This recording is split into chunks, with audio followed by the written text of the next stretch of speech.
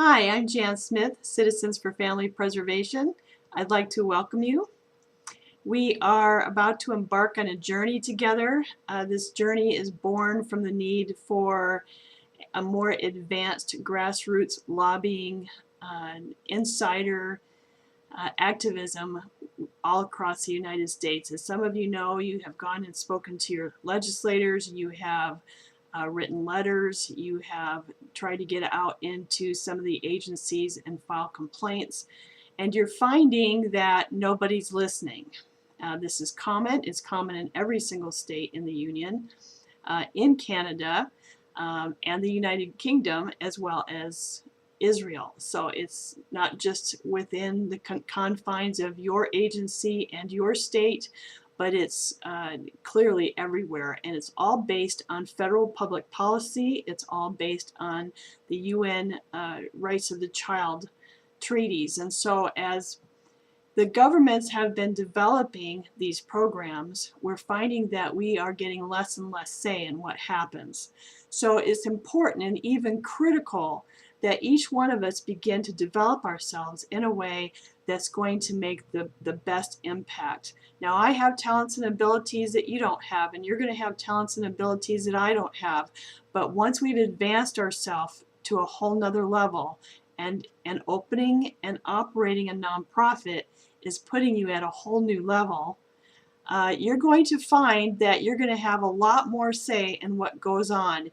Even if it's an agency, well, you're still on a learning curve, you're feeling a little green in what you're doing, you're going to discover that your voice takes on a whole different value within the legislative communities and even within the judicial communities. You become an employer and you become a voice, which you don't have one now.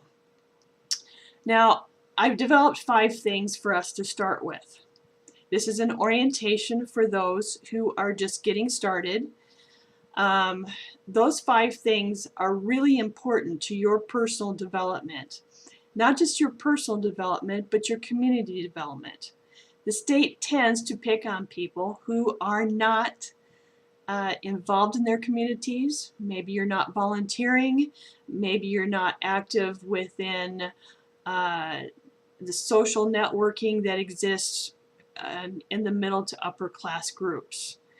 So they know that you're not influential in those groups. Well, in order for us to change things, we have to become influential in those groups.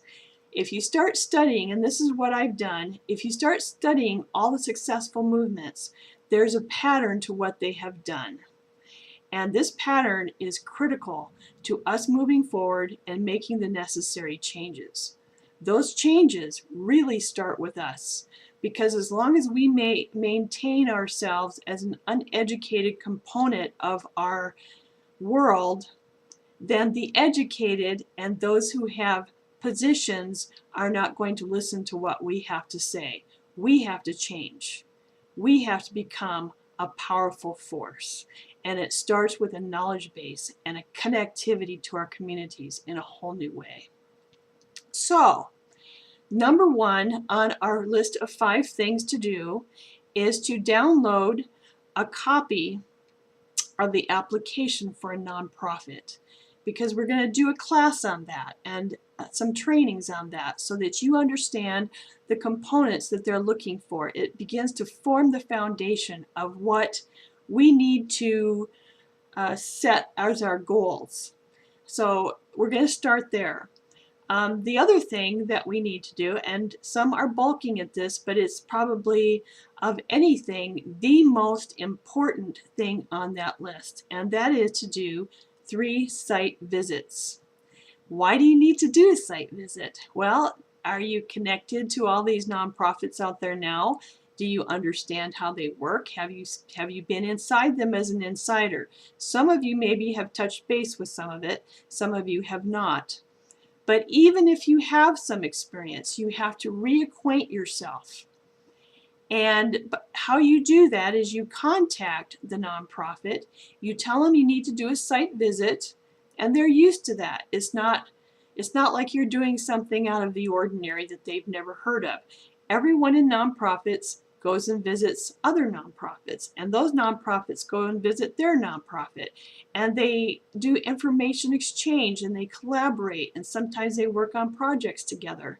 So this is where you're going to find your mentors in your area, is through going to these nonprofits, introducing yourself, looking at their programs, asking questions, and seeing how their program fits in with your plan. Also, they're going to be members of associations. You might want to become a member of one of their associations. They may have some events that you'd want to participate in and begin to network. Now, understand one very critical component to what you're attempting to do here.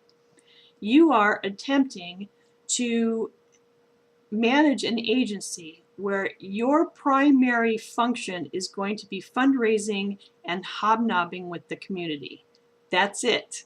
Yes, you will manage some of the other day-to-day activities, but your primary function is to be able to get out into the community, talk to people about your mission, and getting them sold on your mission and participating in your mission. So if you can't do that, then you can't direct an agency. You have to be able to do those things, and this is going to get your feet wet in doing it.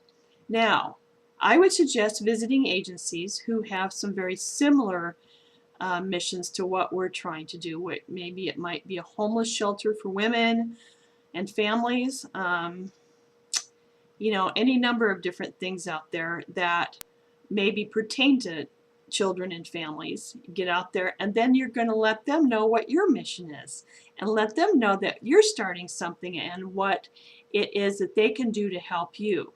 You're going to find that the nonprofit communities are very helpful, and they're going to see what your deficits are as you're talking to them, and they're going to want to provide you information, resources. They'll do whatever they have to do to help you, because that's how they work in the nonprofit sector. One scratches the back of the other because they're all in survival mode. So they work together, they collaborate, and sometimes the grants out there require that two agencies work together.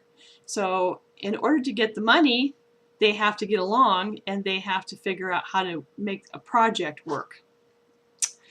So that's a critical component. And once you're inside, you're going to want to take a look at what they call development program. A development program is their fundraising of the larger nonprofits. That they may have 1, 2, 3, 4 employees, and those employees do nothing but write grants and plan fundraising activities. You're going to want to shadow someone from there, and you're going to want to do that during a time when they are doing the planning of fundraising, so that you can see all the different elements that goes into a fundraising activity. It's more than just thinking, oh, you know, I'm going to have a garage sale, and there you go. There's all kinds of fundraising activities, and the most profitable one of all of them that I've seen to date has been the auction. And so if you can get in on some training to do an auction, that's going to be real helpful for your agency and your state. Now, we're going to be learning about articles of incorporation, bylaws. We're going to be doing some financial planning. But I don't want you to be intimidated by all of that, because we're going to be doing it step by step by step. And it's a one-year program. It is a certification program, and at the end of that 1 year, you will receive a certificate and a list of things that you've learned, and that can go on your portfolio. It can go into a resume, and you can take that in the event that you don't own and operate a nonprofit.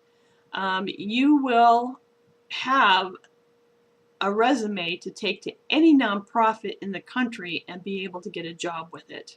You're going to have training that no one else gets. There is no other training program out there like this. Most of the time it's hands-on, and this is a combination of kind of classroom training and hands-on both. So as we move forward, know that we're making history here. We're doing something that's never been done before, And it's going to work. It's going to work because I believe that we're committed enough to make it work. Now, it's going to require some time management. I would use my calendar. I would put the events that we're going to be scheduling on your calendar so you don't forget. We've had a huge problem with people forgetting our meetings and skipping out on them. It's really important that you don't, because we cover important topics on those meetings, and I can't go back and just constantly redo it with people who forget. So if there's emergency, etc., well, maybe. And we're also looking at possibly recording these meetings so that I don't have to recover it and you can listen to it on your own time. Well, if you have any questions, SCORE. SCORE is another piece on that 5 things list. It is where an agency has volunteers who used to own and operate businesses who can advise the general public on business planning and any other questions that you might have. They help you write a business plan. And while I'm going to be doing a business plan for the entire corporation, you still need to do one for your agency that would be submitted with your state. So a SCORE counselor can help you with that. And so what you do is you Google SCORE and then the name of your state and the name of your city, and it should come up with your nearest SCORE office. You call them up, you make an appointment, you tell them you're trying to do a nonprofit, you ask specifically for a nonprofit former business person, and once you're in there, you can just kind of share with them what we're doing and ask them to help you get started with a business plan. It's free. There's no cost to you whatsoever. Also, if you get an opportunity, go down to the Secretary of State's office, and that's where you'd normally get your nonprofit application. But they're going to give you some parameters of fundraising, grant writing, business ownership. They can, like for example, in the state of Washington right now, if I wanted to, I can do some fundraising to raise the money for the fees for the state and for the IRS. They allow me to do that. But you need to find that out for your own state, what the fundraising parameters are. Okay? And the only way you can find out is to go down to the Secretary of State's office. You can call them also, but you want to introduce yourself, because everything we do needs to be completely squeaky clean legal. And it needs to become legal because we're doing some controversial things.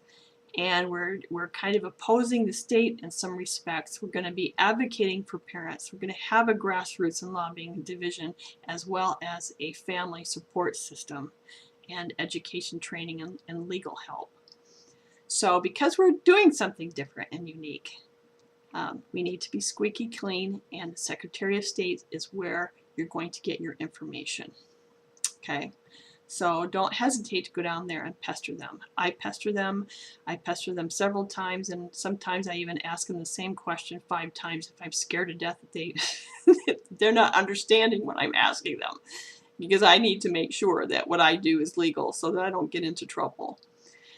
So if you have any further questions, let me know. Know that the biggest obstacle to your success is going to be you. Challenge yourself to prove yourself wrong. If you find yourself doubting that you can do this, challenge that belief, because it's false. And you can do this, you can run a company, and in 1 year's time, your knowledge base will be so far beyond what it is right now, and you will have the confidence and the equality, in a sense, to take on these people one-on-one. Thank you. Welcome to Citizens. Bye-bye now.